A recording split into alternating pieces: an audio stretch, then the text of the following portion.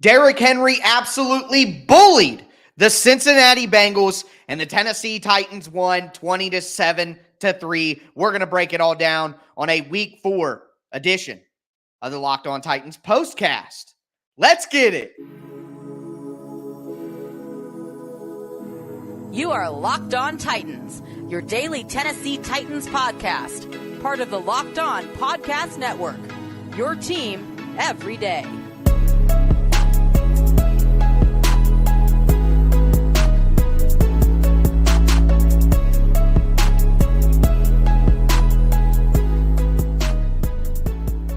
Welcome to a Week 4 postcast. The Tennessee Titans beat the Cincinnati Bengals 27-3, led by a fantastic performance from Derrick Henry. We're going to get into all of it. Before I do, want to thank you guys for making the Locked On Titans podcast your first listen each and every day. Remember, Monday through Friday, Tennessee Titans content all year round, always for free. Make sure you get subscribed, stay subscribed. It's your team every day here on the Locked On Titans podcast. Shout out to my everydayers out there as well. Tuning in Monday through Friday. Bonus episodes on the weekends. Couldn't do it without you guys. Let me know who you are down below in the comments. Throw a thumbs up on this video.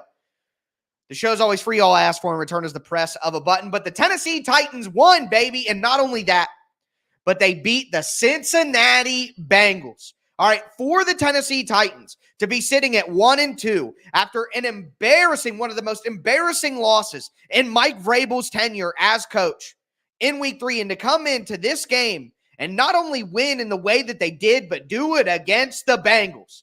Bye-bye, Joe Burrow. All right, that is over. That is over. The Titans hadn't beat Joe Burrow in his entire career coming into this game. To do this, to not only to do this, but do it against Burrow. This is huge. Bye, Cincinnati. You don't own Nashville. This isn't Burrow's house. That was absolutely crucial. And again, we got to talk about Derrick Henry. Derrick Henry moved into second place in all-time rushing yards in Tennessee Titans history in this game, passing Earl Campbell. Only Eddie George is left, and Mike Vrabel was even joking after the game, letting Eddie George, Henry's coming for it. All right. Derrick Henry in this game, 22 carries, for 122 yards, 5.5 yards per carry. By far the most efficient day that Henry's had in quite some time. Had a rushing touchdown, the 29-yarder. Vintage Derrick Henry breaks through an arm tackle, stiff arms a linebacker, not a defensive back, a linebacker, and takes it in down the sideline. I mean, vintage Derrick Henry. And not only that, and he can pass. We got King Cat, Derrick Henry jump throw, and man, there are some pictures of that jump throw that are just absolutely gorgeous. Look for my thumbnail on my full 30-minute recap later on. I'm going to have one. I've got another good one on the thumbnail for this live postcast as well, crowning the king in the end zone. Henry also caught one pass for 11 yards. I thought he just answered the bell nonstop at all points and times throughout the day. I had the 29-yard touchdown again, but had a lot of good runs that were situations where he was just breaking through tackles, making people miss. Again, it was a vintage Derrick Henry performance, one that is deserving of him going into second place all time in rushing yards for the Tennessee Titans. It's the return of the king. It was Derrick Henry's best game in quite some time. He really led the team, but it wasn't just about Henry. The play action passing of the Tennessee Titans in this game, my Lanta, was Derrick Henry and Ryan Tannehill's day. Incredibly efficient. I mean, Tannehill averaged 9.6 yards per attempt, even while getting sacked 3 times. Tannehill was under some pressure. His pocket navigation is still not great, but in this game, it was excellent. It was excellent. He really bought time, got out of the pocket, moved around, found ways to get guys the ball. He went 18 for 25, 240 yards, did have the interception that was more like a punt at the end, but had the touchdown throw. I mean, this was just classic fantastic, explosive play action, Derrick Henry hammer football. And I mean, Tajay Spears, 5 carries for 40 yards. He was explosive. Spears had 3 catches for 18. So this is when we all dreamt about an improved Tennessee Titans offense in the offseason. I don't care who you are. In the offseason, there was optimism that the Tennessee Titans offense could get back on track. I almost lost all hope in that after what we saw last week. So for them to bounce back this week and do this and show it, just an incredible performance from the Tennessee Titans offense, led, of course, by King Henry, Ryan Tannehill, the play action pass game. It was just great. It was great to watch. I mean, I don't know how you could be happier with what just happened. To do all that against the Bengals, it just doesn't get much better than that, Titans fans. It surely doesn't. But with that being said, we got to talk about the defense as well, because the defense had pressure on Joe Burrow all day. They were playing that tight man coverage, bringing 5 people in the blitz, just like we talked about in our Friday game plan episode. So hope my everydayers out there enjoyed kind of seeing a glimpse of what the Titans were doing from the game plan. But we're going to talk about that in just a moment. Before we get into it, though,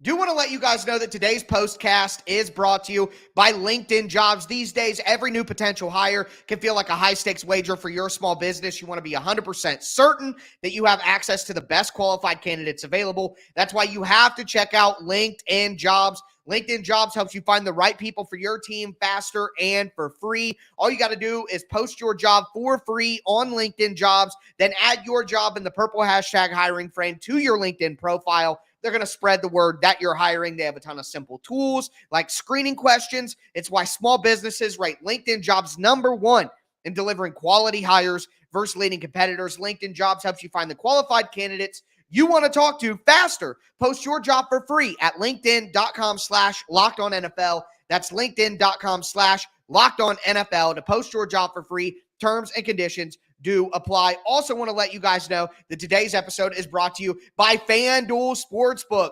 It is the best place to bet all of the NFL action this season. Right now, new customers get $200 in bonus bets guaranteed. When you place a $5 bet, that's $200 in bonus bets, whether you win or lose. If you've been thinking about joining FanDuel, there's no better time to get in on the action. The app's easy to use, and you can bet on spreads, player props, over-unders, and more. Make sure that you visit FanDuel.com/LockedOn and kick off the NFL season right. FanDuel, official partner of the NFL.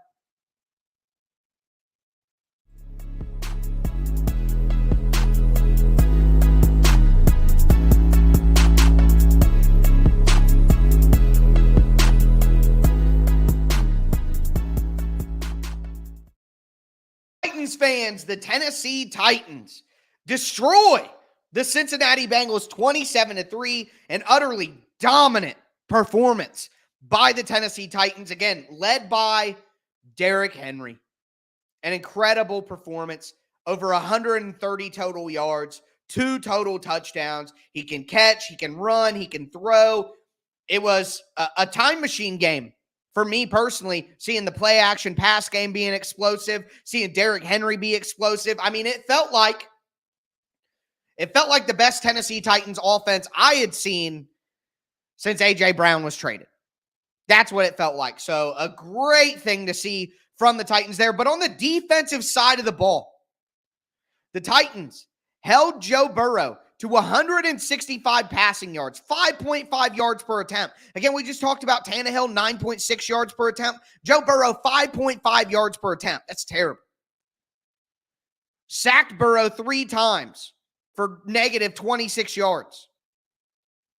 And the Bengals ran for 4 yards per carry. Didn't matter. The Titans got out early, and they got on him. Jamar Chase had a good game with his 73 yards on 7 catches, but it wasn't a great game. Nobody had a great game against the Titans. The Titans defense held the Bengals without a 3rd down conversion until like the middle of the 4th quarter.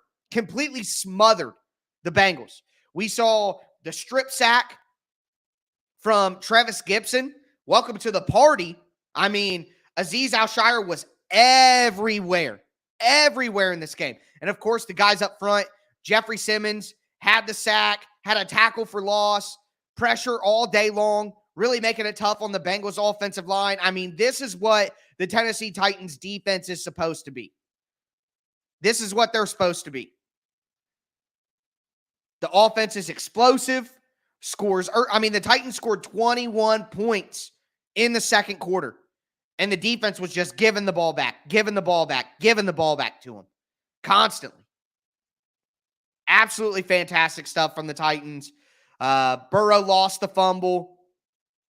Travis Gibson again making a good play. Arden Key made plays.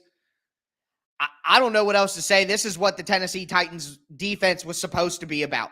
And I think one big thing to mention here for the Titans defense is when the Titans offense helps them out a little bit, gives them a little bit of help, gets them off the field, lets them rest. This is what the Titans defense can do. So this reminds me of the Green Bay game last year.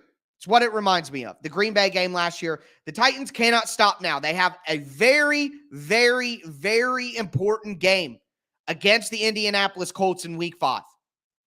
A very important game, okay? So the Titans have to continue what they did on offense here. This can't be a blip. This has to be something that we see more consistently, okay? It has to be. It just has to be for the Titans.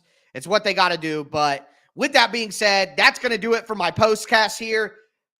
Also, let me just say this last thing. Those of you who follow me on Twitter at TicTacTitans know my reverse jinx powers are truly undeniable. Undeniable.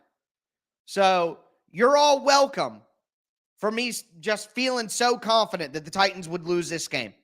Because of that and that alone, of course, that alone is why the Titans won in the way they did.